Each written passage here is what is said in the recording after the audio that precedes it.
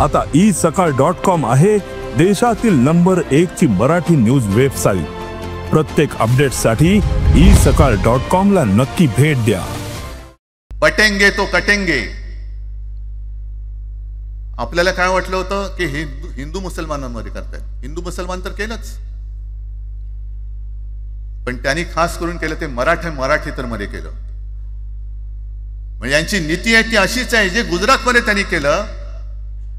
गुजरातमध्ये गेल्या निवडणुकीत एक असा माहोल होता, मला वाटतं मोदी तेव्हा का त्यांच्या नंतर असेल माहित नाही, मला लक्षात नाही, वातावरण असं पेटलं होतं गुजरातमध्ये की बस आता पटेल यांना आपटेल।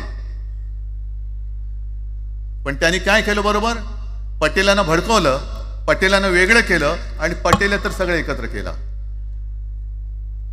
हरियाणामध्ये पण तेच केलं, जाट लोकांना भडकवलं, जाट लोक एकत्र झाले त्यांना वेगळं केलं आणि जाटे तर सगळा जो काही समाज होता तो एकत्र करून तिकडे सत्ता प्राप्त केली।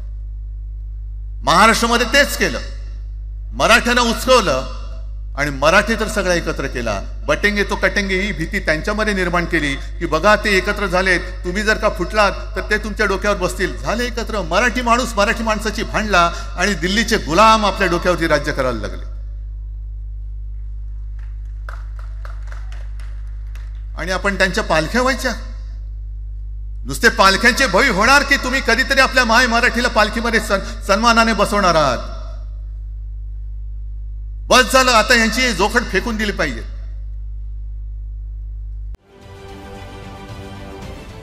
महाराष्ट्रातील सर्व बातम्यांचे विश्वासार्ह व्यासपीठ,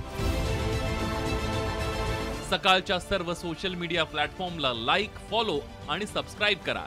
तसंच सर्व नोटिफिकेशनसाठी बेल आयकॉन प्रेस करायला विसरू नका।